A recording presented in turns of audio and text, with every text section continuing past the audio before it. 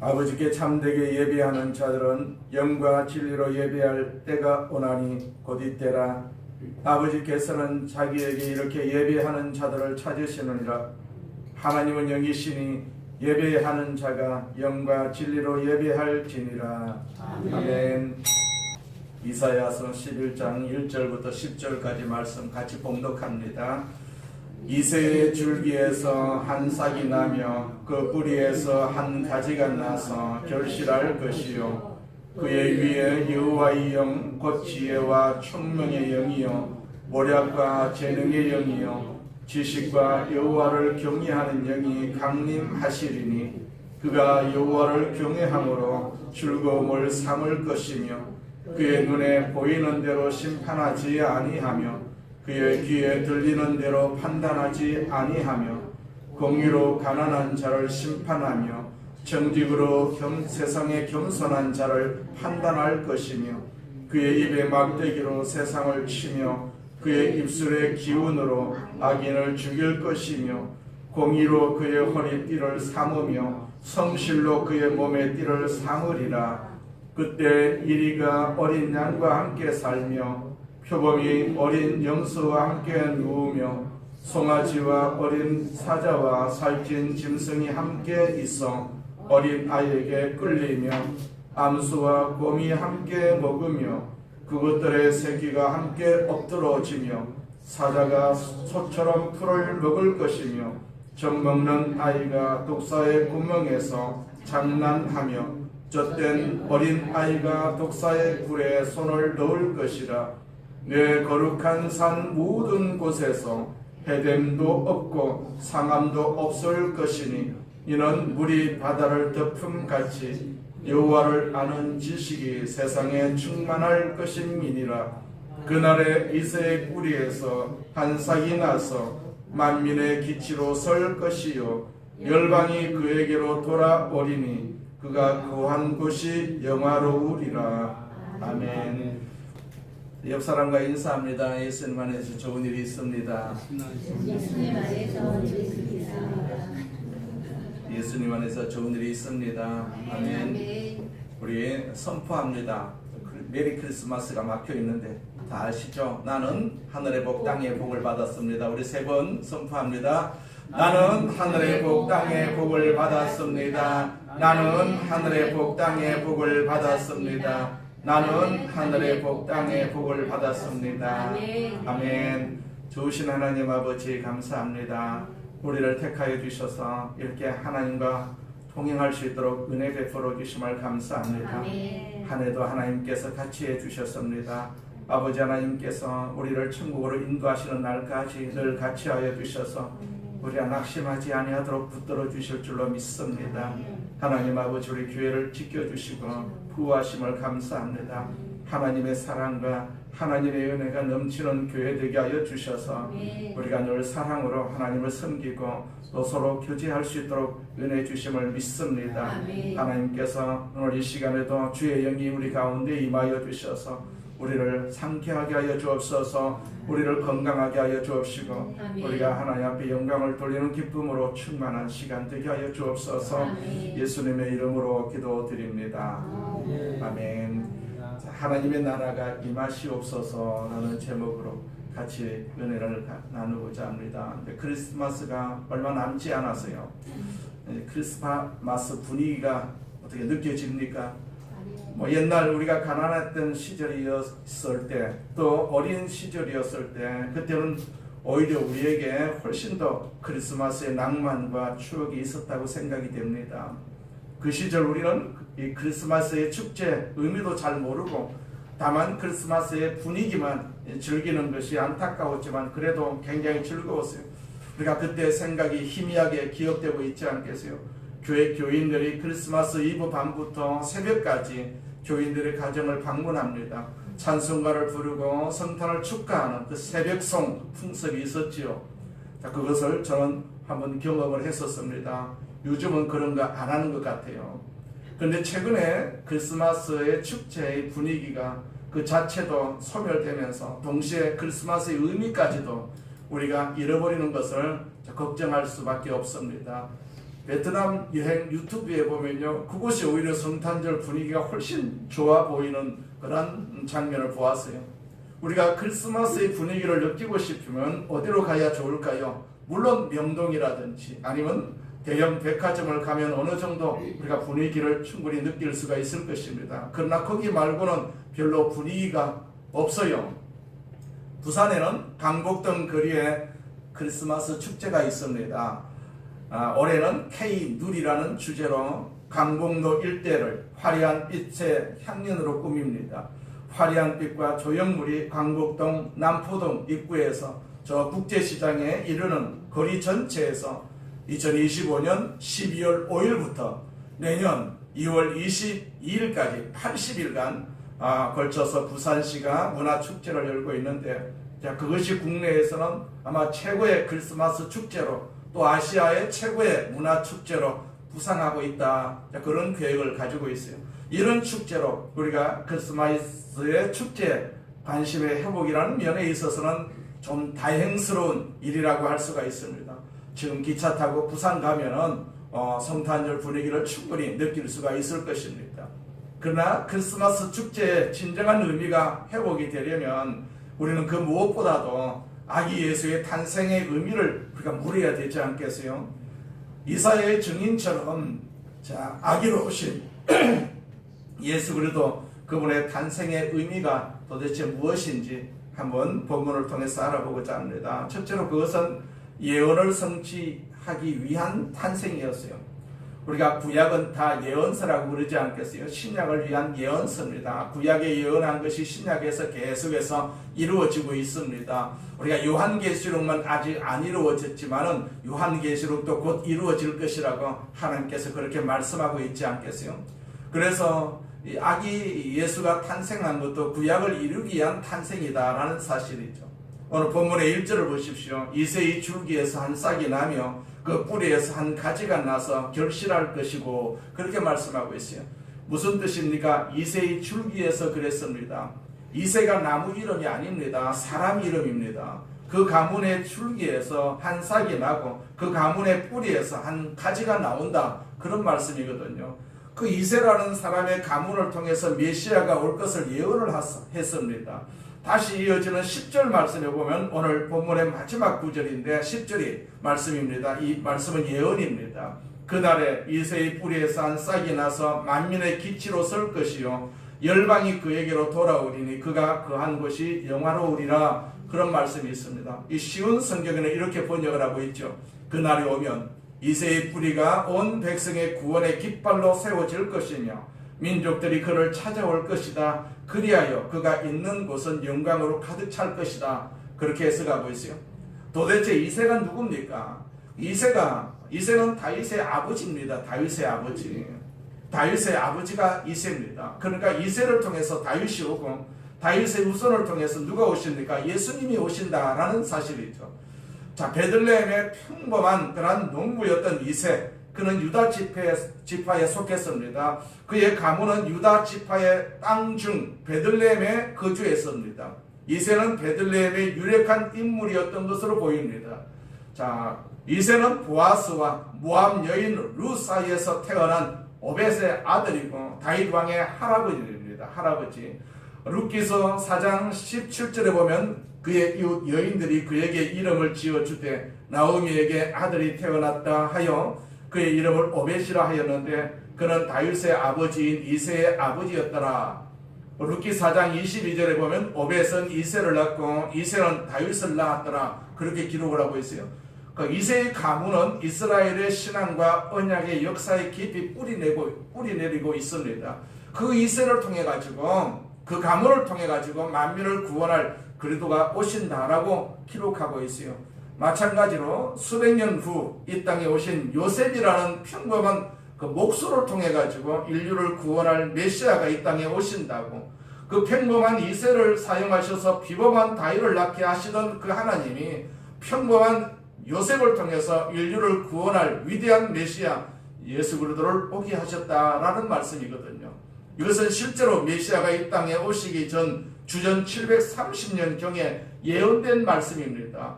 그리고 그 예언은 문자 그대로 성취가 된 것이죠. 신약 성경이 시작되는 마태복음 1장 1절, 그 신약을 열자마자 메시아의 족보가 쭉 열거가 됩니다. 그냥 족보가 아닙니다. 이렇게 시작하죠. 마태복음 1장 1절에 보니까 아브라함과 다윗의 자손 예수 그리스도의 계보라 그렇게 말씀하고 있어요. 족보라 이 말입니다. 그리고 이 마태복음 1장은 이제 요셉이 자기가 정원했던 마리아가 한 생명을 기적으로 잉태했다는 그러한 선언으로 1장이 마무리되면서 이런 말씀으로 마침표를 찍습니다. 마태복음 1장 21절에 보면 이렇게 하여 주께서 예언자를 통해서 예언하신 말씀이 이루어졌습니다. 그렇게 기록을 하고 있어요. 이 선지자가 누굴까요? 이사야입니다. 이사야.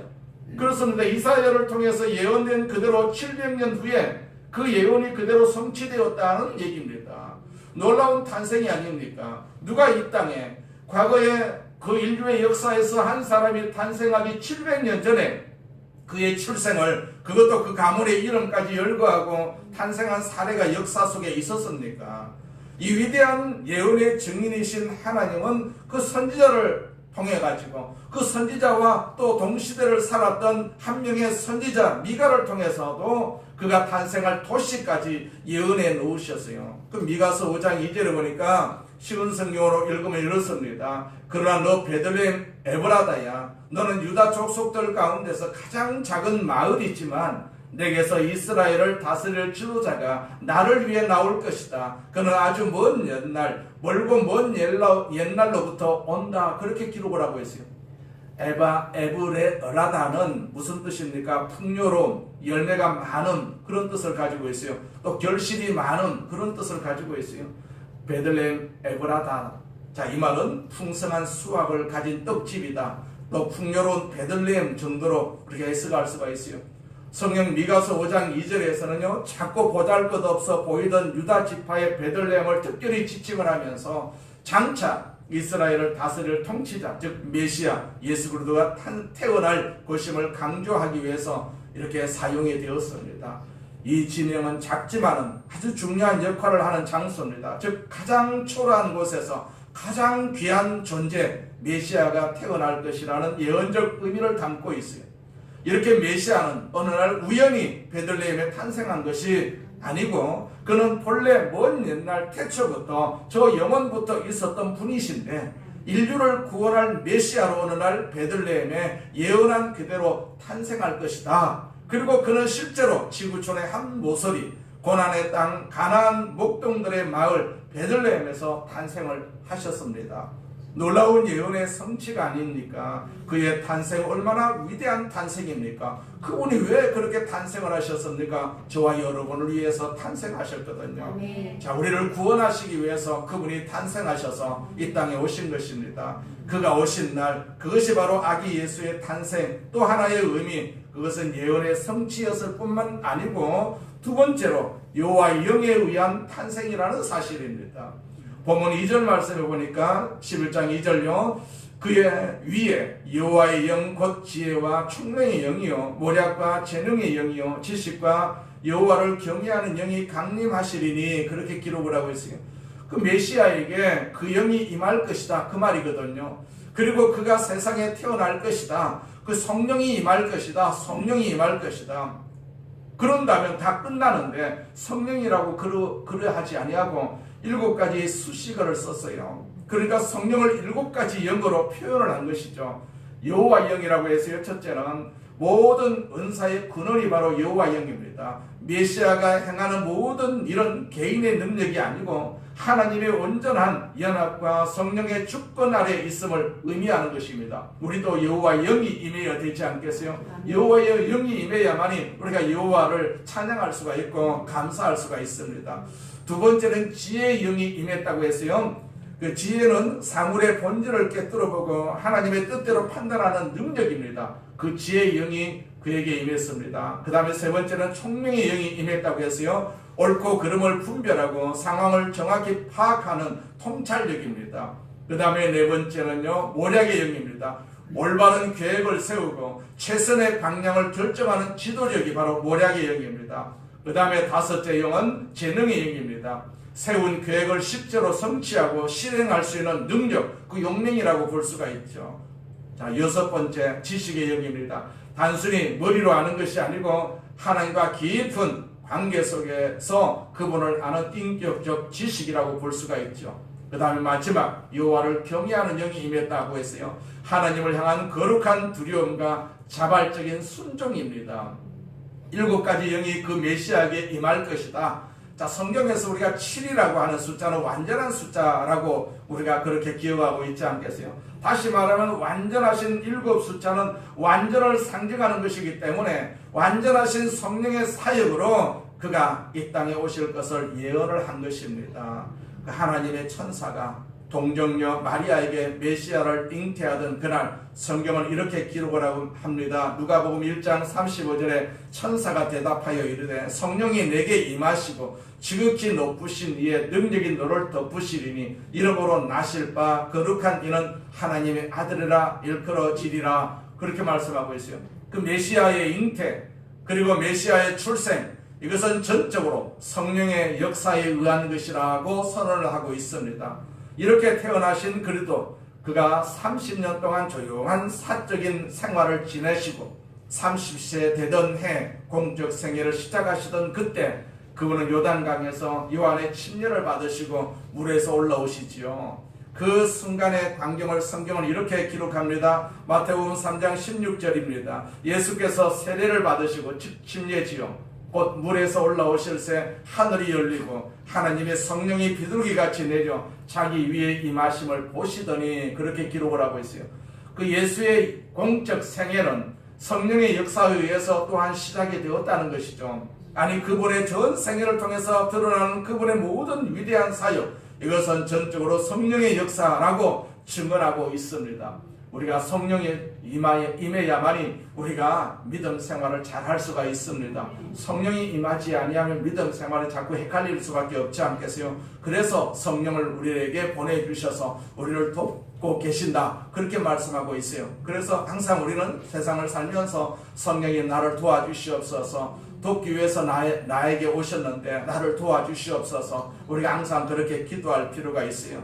사도행전 10장 38절에 보면 하나님이 나사렛 예수에게 성령과 능력을 기름 붓듯 하셨음에 그가 두루 다니시며 선한 일을 행하시고 마귀에게 눌린 모든 사람을 고치셨으니 이는 하나님이 함께 하셨음이라. 그렇게 기록을 하고 있어요.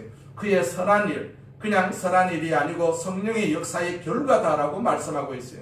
그가 병자를 고치신 것은 성령의 역사의 결과다. 그리고 마침내 그리스도가 이 땅에서의 생애를 마무리하는 가장 극적인 순간, 그 순간이 언제입니까? 십자가에서 그가 매달렸을 때 자기의 몸을 인류의 속죄의 제물로 드리는 그 순간의 헌신까지, 그것을 성경은 이렇게 증언을 합니다. 히브리서 9장 14절에 성령을 통해 하나님께 자기 자신을 완전한 제물로 드린 그리스도의 피는 죽음에 이르게 하는 행동에서 우리 마음을 깨끗하게 하고 살아계신 하나님을 섬기는 데 부족함이 없도록 할 것이다. 그렇게 말씀하셨어요. 성령으로 말미암아 흠없는 자기를 십자가에서 그 몸을 그렇게 하나님께 드릴 수가 있었던 것, 그것은 성령의 역사에 의한 결과다라고 말씀하고 있어요. 그분이 성령의 역사로 살았더라면 우리도 성령으로 살아야 되지 않겠어요? 그분이 우리에게 성령으로 주셨어요. 그분이 승천하시면서 제자들에게 성령을 받으라고 그렇게 말씀을 하셨어요. 그들이 성령을 받기 전에는 뿔뿔이 흩어질 수밖에 없는 그런 나약한 사람들이었어요. 그런 제자들이었어요. 그런데 마가 다락방에서 그들이 성령을 받음으로 말미암아서 함께 모여가지고 하나님 앞에 기도하고 하나님의 사역, 예수님의 사역을 그들이 감당하는 것을 볼 수가 있습니다. 우리가 이 땅을 살면서 성령으로 충만해야만이 이 땅을 충분히 살아갈 수가 있습니다. 이 땅은 우리가 잘 알다시피 험한 세상이다 라고 말씀하고 있어요. 어쩌면요, 이스라엘 백성들이 40년 동안 광야를 거쳤던 그 광야보다도 더 험한 세상이라고 볼 수가 있습니다. 지금 우리를 유혹하는 일들이 얼마나 많이 있습니까? 믿음을 떨어뜨리기 위해서 마귀가 얼마나 활동하는 그러한 세대 속에서 우리가 살고 있지 않겠어요? 우리가 어떻게 우리 힘으로 마귀를 이길 수가 있습니까? 마귀는 영적인 존재인데 육인 우리가 영적인 존재를 어떻게 이길 수가 있습니까? 우리가 그 마귀를 이기기 위해서는 성령으로 충만해야 된다는 사실입니다. 우리 육신도 성령으로 충만해야만이 우리가 건강할 수가 있습니다. 이 세상도 우리가 성령으로 충만해야만이 능히 세상을 우리가 꾸짖으면서 우리가 살아갈 수가 있는 것입니다. 그래서 성령, 예수님도 성령으로 충만하니까 십자가에서 충분히 죽을 수가 있었지 않겠어요? 성령으로 충만하니까 부활할 수가 있었습니다. 우리도 성령으로 죽어야 되고 성령으로 부활해야 될 몸이다라는 사실을 우리가 다시 한번 깨달을 수가 있습니다. 자, 예수 그리스도의 지상 생애를 완성하는 그 부활과 승천의 사건을 에베소서 1장 20절은 이렇게 증언합니다. 그의 능력이 그리스도 안에서 역사하사 죽은 자들 가운데서 다시 살리시고 하늘에서 자기의 오른편에 앉히사, 그렇게 기록을 하고 있어요. 그의 능력, 곧 성령의 능력이거든요. 우리가 성령의 능력이 있어야만이 우리가 하나님 보좌 우편에 앉을 수가 있습니다. 천국 갈 수가 있습니다. 성령의 능력이 없으면 천국 갈 수가 없단 말입니다. 자, 그래서 그분의 능력, 그분의 성령의 능력이 그리스도 안에서 역사해서 또 마침내 그를 살리시고 그를 하나님 우편에 앉으셨다, 그렇게 기록을 하고 있어요. 이 모든 것은 성령의 역사의 결과였다라고 우리는 기억할 필요가 있어요. 그분은 단순히 육신을 의존하고 산 분이 아니고요, 그분의 전 존재, 전 생애는 철저한 성령에 사로잡힌 삶이었습니다. 이 유일무이한 삶, 이 독특한 생애, 그것은 모두 여호와의 영, 성령에 의한 탄생에서부터 비롯된 것임을 우리는 알 수가 있어요. 그렇기 때문에 우리도 이 말씀을 의존하면서 늘 성령으로 충만하시기를 바랍니다. 성령님이 우리에게 도와주시기 위해서 우리 곁에 와 계신 분이시다. 그래서 보혜사라고 그러지 않겠어요? 그래서 어디를 가든지 우리가 성령과 손을 잡고 우리가 길을 걸어야 되고 운전도 해야 되고 그러지 않겠어요? 또 일반적인 생활 속에서도 항상 성령을 인정하고 환영하고 모셔드리면서 사는 것이 우리의 기본적인 신앙의 어떤 본질이라고 볼 수가 있습니다. 그분의 능력이 없으면 우리가 헷갈릴 수밖에 없습니다. 도망갈 수밖에 없어요.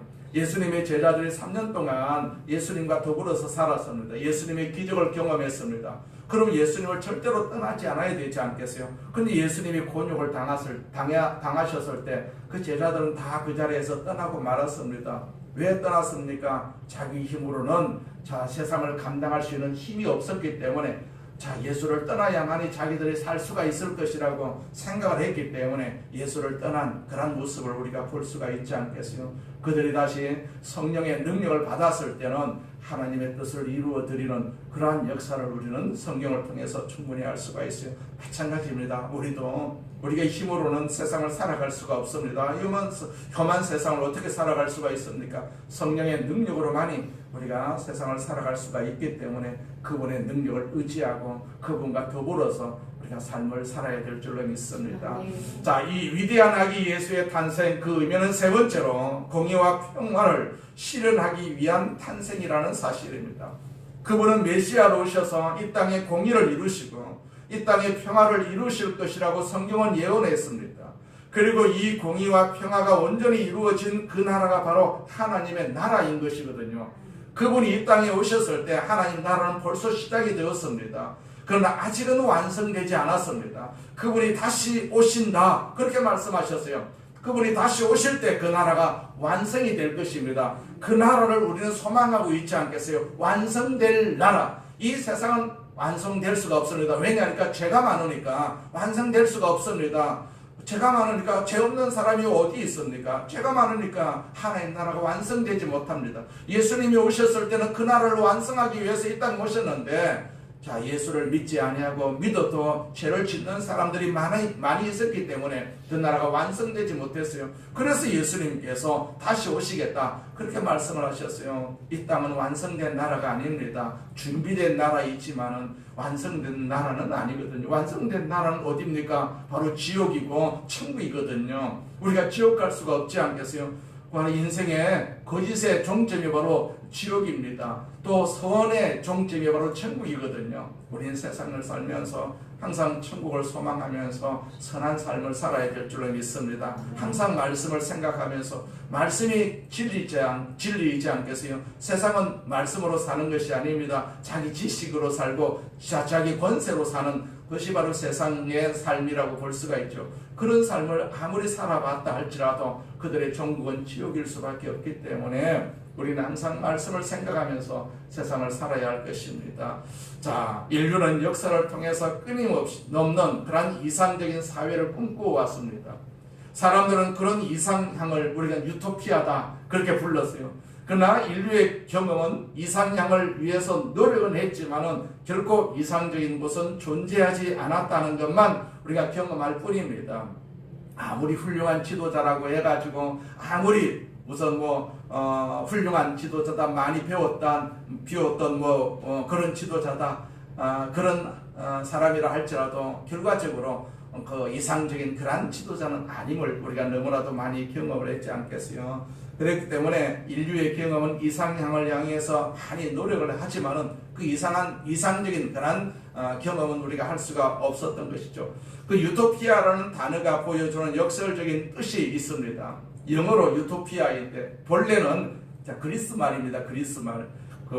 오유라는 단어, 없다라는 단어와 토포스라는 단어, 장소라는 단어가 결합이 된 단어가 바로 유토피아입니다. 그런 게 어디에도 없다라는 것이 유토피아다라는 얘기입니다.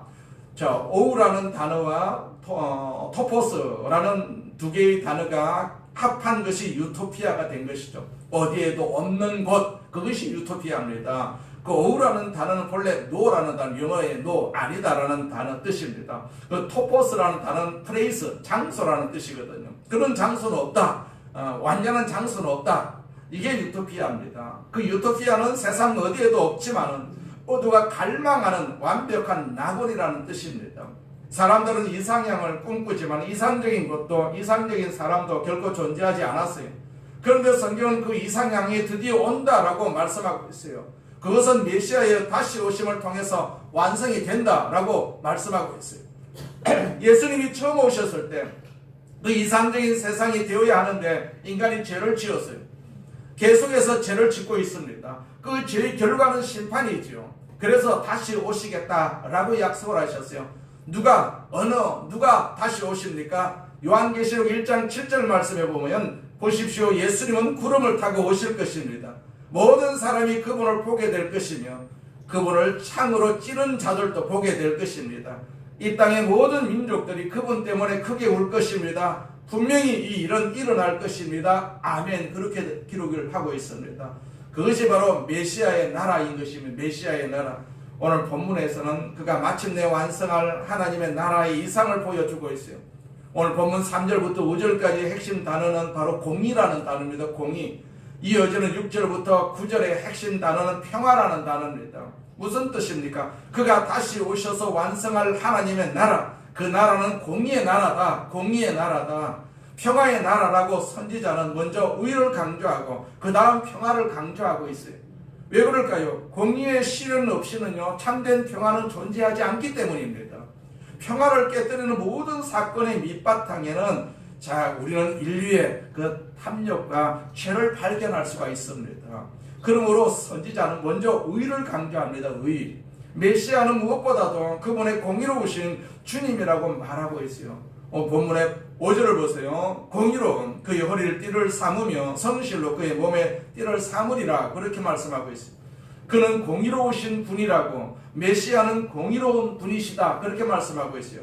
이 공의로운 메시아가 오셔서 역사를 심판하신다. 그리고 그 결과로 마지막에 진정한 평화는 이 땅에 올 것이라고 그가 실현할 궁극적인 평화의 나라 이것이 6절 이하 9절에까지 묘사가 되고 있어요.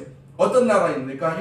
6절을 보니까 그때 이리가 어린 양과 함께 살며 표범이 어린 염소와 함께 누우며 송아지와 어린 사자와 살찐 짐승이 함께 있어 어린아이에게 끌리며 이것이 평화의 나라의 모습이거든요. 자, 이리가 양과 함께 삽니다. 표범이 어린 염소와 함께 눕는다고 했어요. 송아지와 어린 사자가 살찐 짐승이 함께 있어서 어린아이에게 이끌린다라고 말씀하고 있어요. 이것이 평화의 나라다라는 얘기입니다. 평화의 나라다. 우리가 이 세상에서 아무리 무슨 조화를 들먹이고 무슨 화합이다 평화다 해도 절대로 하나 될 수가 없습니다. 이 나라가 계속해서 분리가 되는 이유가 바로 죄 때문에 그러하다라는 것도 우리가 너무나도 잘 알고 있지 않겠어요? 지도자들이 전부 다 죄인입니다. 그러니까 이 나라가 하나 될 수가 없습니다. 그들은 하나를 원하고 있지만은 절대로 죄가 많은 곳에는, 죄인이 있는 곳에는 결코 하나가 될 수가 없다라는 것을 우리가 볼 수가 있지 않겠어요? 자, 이것이 이제 평화의 나라의 모습입니다. 마지막 평화의 이상이 실현된 나라의 모습이라고 볼 수가 있죠. 9절 말씀 보세요. 이사야서 11장 9절입니다. 내 거룩한 산 모든 곳에서 해됨도 없고 상함도 없을 것이니 이는 물이 바다를 덮음같이 여호와를 아는 지식이 세상에 충만할 것이니라. 그렇게 말씀하고 있어요. 그 나라가 기어이 마침내 역사 속에 실현된다라는 얘기입니다. 이스라엘 백성들은 그런 나라를 살롬의 나라다, 살롬의 세상이다, 그렇게 불렀어요. 그런 살롬의 나라를 기다리면서 유대인들은요, 이스라엘 사람들은 지금도 서로를 만날 때 살롬 이렇게 인사를 하고 있음을 우리가 알 수가 있죠. 그 평화가 오기를 그렇게 갈망하는 인사입니다. 갈망하는 인사, 샬롬. 자, 이처럼 가장 비슷한 인사를 주고받는 세상의 민족이 있다면 바로 우리나라입니다. 우리 민족입니다. 우리는 만날 때마다 이렇게 인사하지 않습니까? 밤새 안녕하셨습니까? 그리고 평안하셨습니까? 그렇게 인사를 하는 것을 봅니다. 왜 이런 인사를 합니까? 안녕하지 못한, 평안하지 못한 역사를 우리가 살아온 우리의 한스러운 갈망이 그 속에 담겨져 있지 않겠어요? 우리도 평화를 갈망해 왔습니다. 그러나 우리는 평화를 갈망하면서도 한 가지 못한 것이 있어요. 의를 갈망하지 못했단 말입니다. 평화를 갈망하면서 의를 갈망하지 않습니다. 우리를 안녕하지 못하게 만든, 우리를 평화롭지 못하게 만든 원인은 죄입니다. 죄. 우리나라가 왜 평화하지 못합니까? 죄 때문에 그러하다는 얘기입니다. 자, 보세요. 세상의 나라를 보세요. 죄 많은 나라는요, 평화하지 못하는 것을 볼 수가 있습니다. 우리는 평화를 갈망하면서도, 번영을 갈망하면서도 우리의 죄나 우리의 잘못을 돌이키는 회개는 인색했습니다. 그것이 우리 민족이 지금 어느 정도 번영은 취했지만은 아직도 진정한 평화를 이루지 못한 이유, 그것은 우리가 참으로 하나님의 공의를 갈망하지 못한 때문이라고 우리가 충분히 생각할 수가 있지 않겠어요? 과거에 우리나라에 새마을 운동이 있었습니다. 그 때가 이 땅에 전개되었을 때 우리는 깃전을 울리던 메아리, 아침마다 노래하지 않습니까? 동네 그 스피커를 통해 가지고 잘 살아보세, 잘 살아보세 노래였습니다. 실제로 우리는 잘 살게 되었습니다. 그 노래를 통해서, 그때 수고를 통해서 잘 살게 되었어요. 근데 한 가지 표가 함께 공존하지 못한 것이 이제 허물이 되었어요. 바르게 살아, 바르게 살아보세, 바르게 살자. 이것은 잘 살아보세 못지않게 더 중요한 것이라고 볼 수가 있어요. 바르게 살자. 우리가 지금 생각하면 얼마나 절실한 구호입니까? 바르게 살자, 바르게 살자, 잘 살아보자, 바르게 살자. 그렇게 우리가 외쳤다라면 지금 우리가 거짓이 난무한 세상이 되지는 않았을 것 아니겠어요? 그저 잘 살아보자, 잘 살아보자. 그 잘 살기는 잘 살았는데 그것을 이용해가지고 거짓이 풍만해졌습니다. 공의가 있을 때, 참된 정의가 실현될 때 거기에 진정한 번영이 있고 진정한 평화도 올 수가 있기 때문입니다. 자, 2000년 전 하나님의 아들 메시아가 이 땅에 오신 이유, 우리로 의로운 백성이 되고 우리로 평화의 백성이 되어서 의의 나라, 평화의 나라를 우리에게 선물로 주시기 위해서 그렇습니다. 자, 크리스마스, 아기 예수의 탄생이 위대한 축제일 수 있는 이유, 그것은 그분의 오심이 그 공의와 그 평화를 실현하기 위한 탄생이었기 때문에 그러하거든요. 메리 크리스마스를 원하십니까? 그렇다면 우리 민족 모두가 진실로 어려우신 하나님 앞에 나와서 우리의 모든 죄를 내려놓고 죄에서 돌이켜서 자, 구세주이신 예수 그리스도를 영접하는 민족이 되도록 우리가 기도할 필요가 있습니다. 그때 비로소 우리는 어느 날 이 땅에 임할, 그리고 이 땅에 실현될 공의와 평화의 나라를 보게 될 것입니다. 그러므로 자, 성탄의 이 계절, 자, 우리는 메리 크리스마스의 인사와 함께 드려야 할 기원이 있습니다. 그것은 하나님 나라가 임하시옵소서, 하나님 나라가 임하시옵소서. 우리가 이 나라에 하나님 나라가 임하면 평화할 수가 있습니다. 하나가 될 수가 있습니다. 하나님 나라가 임하지 않으면 절대로 하나 될 수가 없습니다. 주기도문의 한 대목처럼 나라가 임하시오며 이 성탄절날, 성탄이 가까운 이 시즌에 아주 특별한 소망 무엇입니까? 아버지의 나라가 오시옵소서. 자, 그렇습니다. 아버지가 오시면 우리가 평화할 수밖에 없지 않겠어요? 그분이 오시면 이 땅의 불의가 다 사라집니다. 거짓이 다 사라집니다. 그분이 오시기 전까지는 절대로 거짓이 사라지지 않습니다. 더 심한 거짓이 나라를 정복할 수가 있을 것입니다. 거짓이 판치는 세상, 자, 금년의 성탄절. 그러나 우리는 정말로 메리 크리스마스, 즐거움의 크리스마스, 축복의 크리스마스, 평화의 크리스마스를 맞이해야 될 줄로 믿습니다. 그리고 하나님 나라가 임하시옵소서, 하나님 나라가 임하시옵소서, 아버지의 나라, 공의의 나라가 부디 이 나라에 임하시옵소서. 우리는 그렇게 기도해야 될 줄로 믿습니다. 그래야만이 내년이 우리가 환한 그런 빛의 한 해를 또 맞이할 수가 있지 않겠어요? 하나님 나라가 제발 우리의 기도 가운데 임하여 주셔서 이 거짓이 사라지고 불의가 사라지고 정말로 하나님께서 오신, 예수님께서 이 땅에 오신 그 공의가 이 땅에 펼쳐지게 해 주시옵소서. 이 땅에 교회가 얼마나 많이 있습니까? 교회가 많이 있어요. 공의로운 교회, 진리로운 교회가 세워졌는데 아직도 이 땅에 공의가 세워지지 못하고 진리가 바로 선포되지 못한 이유가 바로 교회의 죄 때문이고 주의 백성들의 죄 때문이라고 볼 수가 있고 특별히 주의 종들의 죄 때문이라고도 볼 수가 있지 않겠어요? 선지자가 죄를 지으면 그 땅이 망하는 것을 우리는 역사를 통해서 보았어요. 구약을 통해서 보았습니다. 그렇기 때문에 우리가 하나님의 뜻을 이루는 귀한 도구로 우리가 온전하게 쓰임 받게 되면은 결과적으로 나라는 애 안 써도 하나님께서 다 공의로운 나라로, 거짓이 물러가고 정의로운 나라, 진실된 나라로 만들어 주실 줄로 믿습니다. 그 나라를 우리는 소망해야 될 줄로 믿습니다. 예수님이 왜 오셨습니까? 그런 나라를 만드시기 위해서, 우리에게 그런 나라를 주시기 위해서 오셨거든요. 그렇기 때문에 우리는 이 성탄절 이 기간 동안에 우리는 그 예수님이 오신 그 이유를 알고 우리가 그런 마음을 가지고 그런 믿음을 가지고 이 나라와 이 민족을 위해서 기도해서 이 나라가 절대로 악한 역사가 임하지 못하고 악한 역사가 다 떠나가고 하는 정의로운 그런 나라, 진실된 나라가 되기를 우리는 이 성탄절에 기도해야 될 줄로 믿습니다.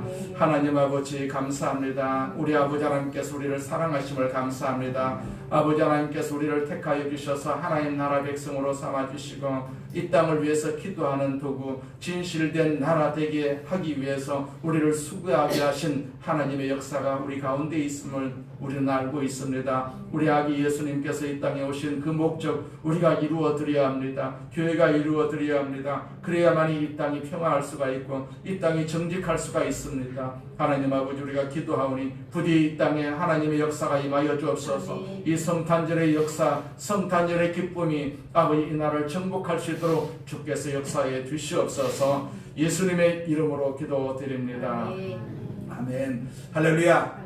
우리 말씀을 생각하시면서 이 땅에 하나님의 역사가 임하여 주옵소서. 성탄절의 기쁨이 임하여 주시옵소서. 동성으로 기도하겠습니다. 전능하신 하나님 아버지 감사합니다. 하나님 영광을 받으시옵소서. 영광을 받으시옵소서. 영광을 받으시옵소서. 우리 아버지 하나님께서 은혜를 베풀어 주시옵소서. 은혜를 베풀어 주시옵소서. 오 전능하신 하나님 아버지 이 땅에 진리가 임하는 땅 되게 하여 주옵소서. 정의가 공의가 임하는 땅 되게 하여 주옵소서. 거짓이 떠나가게 하여 주옵소서. 예수님이 이 땅에 오셨습니다. 우리가 그 예수님이 오신 것을 즐거워하고 기뻐하는 그런 성탄절 가운데 있습니다.